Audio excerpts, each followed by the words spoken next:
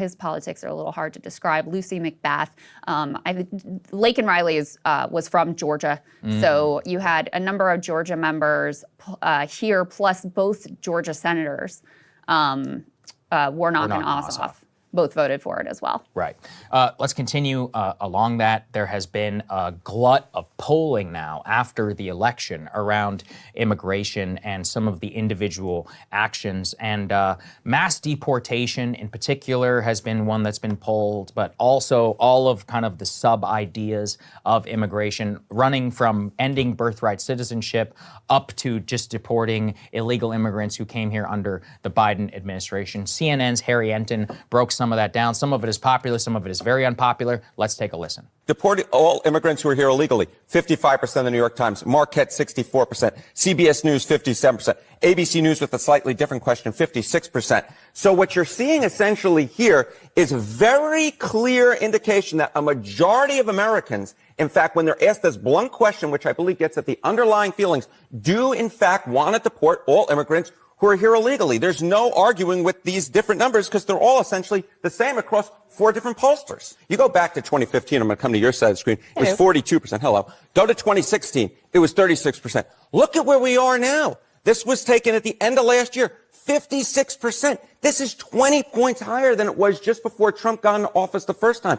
There you go. That's as clear as day in terms of mass deportation. But like I said, we got to present all sides of the picture. Birthright citizenship, though, is significantly underwater. Ending birthright citizenship. What I mean, one of those executive orders that Donald Trump signed on the first day of office. Let's take a listen to Harry on that. I mean, look, I think Donald Trump is, by pushing policies like this, are just trying to eliminate his honeymoon period completely, because this is just not a popular policy. End birthright citizenship for children born to immigrants illegally here. Look at this. Just 35% support. The clear majority, 53% oppose. And I've looked at multiple polls, looked at the question asked multiple different ways. If anything, this undersells the opposition by a little bit. If you don't, in fact, mention for children born to immigrants here legally and just ask about ending birthright citizenship, the opposition shoots all the way up to about 70%. So, but this 53% is clearly indicative of a country that does not want to end birthright citizenship. Simply put, this is not a popular policy, and if Donald Trump pushes policies like this, his honeymoon period will squeeze and be even shorter than it was back in 2017. Okay, have opinion? So you can see there that definitely opinion runs the gamut, and it shows you it's not necessarily as rosy as I might like it to be. Let's put this up there from the New York Times, because they also did a good job of breaking down each one of these individual questions. So for example, which of the following comes closest to your opinion about our nation's political system? It has been broken for decades. It has been broken only for the last few years. It is not broken. I can report that only 9% of U.S. adults say it is not broken. I need to meet these people. I know. You know, I really do. Those folks. But on immigration, actually, is where things get really interesting. So from the New York Times, do you support or oppose each of the following? Deporting immigrants who are here illegally and have criminal records, 87%, 10% oppose. Deporting immigrants who are here illegally and arrived over the last 4 years, 63%, 33% oppose. Deporting all immigrants who are here illegally, aka mass deportation, 55%, 42% oppose. Then ending birthright citizenship for born to immigrants who are here illegally is 41%. And then finally, the least popular one is ending protection from deportation for immigrants who were children when they entered the U.S. illegally, otherwise known as DACA recipients and or dreamers. So you can see here that what Trump, I believe, has happened, and from my speaking people who are around the administration, is they're trying a flood the zone strategy. So what do you do when you're doing something unpopular? You also need to do something that's really popular. So they are trying to keep it so that the conversation is not around any one issue, but is just a flood of executive orders and a major change to the status quo. That's where mass deportation and some of the actions we're about to talk about really come into play, in addition to things like the Laken-Riley Act. But really what I see is a basic collapse of the Democratic argument around immigration. I mean, I'm happy to see it, but it is really interesting because I think it just demonstrates how fake Democratic opposition has been on this issue now for so long. it's like we've talked about. I mean, maybe this is where we can find some common ground. It's like people don't believe anything. That's correct. You went from 2018 weeping outside of these, deportation camps or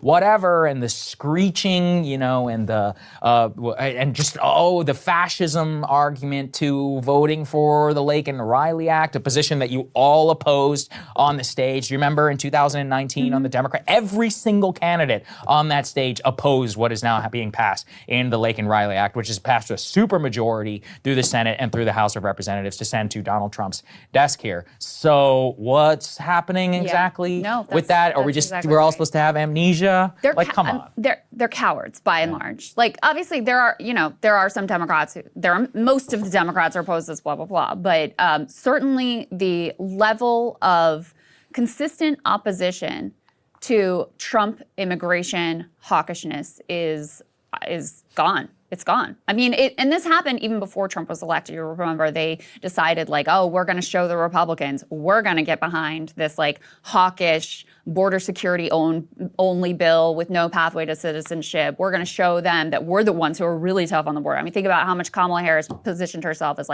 I'm the only person here who's prosecuted transnational gangs. I'm the real border hawk, blah, blah, blah. So, I mean, the bottom line is that they are mostly cowards who don't really, many of them, have their own ideology or have things that they're willing to fight for, even when it's a little uncomfortable or even when at that particular political moment it's, a little unpopular. And this is a core rot of neoliberal brain, which infects, corners of both parties, but notably not Trump. Trump is willing to bulldozer through whatever he wants to, even if, ending birthright citizenship is dramatically unpopular, he's going to go ahead and do it. Even if pardoning J6ers who beat cops, obviously wildly unpopular, but he'll just bulldoze through and do it. And, on the neoliberal brain says basically I don't have any values of my own. I outsource all of my thinking to markets and polls. And the political ideology extension of that is quote unquote popularism, where it's just rather than having my own vision and view of the world, I'm going to take a poll and I'm going to treat that poll as gospel as to what people think and where they are. And I'm just going to cater to that in the focus groups, whatever. It is a completely failed way of doing politics. And this is what I've been trying to shout from the rooftops. And, two people who are very different ideologically who seem to understand this are, number one, Donald Trump, who will just relentlessly push his view and his vision of the world, however it polls and however people may, complain about it. And Bernie Sanders, who has his own very specific and clear-cut vision of the world and isn't buffeted around by, a poll says this today or a poll says that last week or, it's a little uncomfortable, et cetera, et cetera. And guess what? People respect that. And that's how, if you care about actually implementing your principles and ideology, you have to be a leader and make the case to people and push them to your position. And that's what Republicans on mass deportation have successfully done. And specifically Donald Trump has successfully done. Part of that is, yes, the reality of more people coming to the border, although at this particular moment, and this drop happened even before the election, we're at a 5-year low in terms of number of illegal crossings. But, there was the reality of migrants getting bused to cities, et cetera, et cetera. And it was also Democrats abandoning the principles that 5 seconds ago they claimed they stood by. So of course the public's going to look and go, well, both parties basically agree that this whole immigration thing is a real problem. These migrants are a big issue. So where do you think the polling is going to go? So this is the part of politics that liberal Democrats are fundamentally incapable of really wrapping their heads around. You have to be a leader.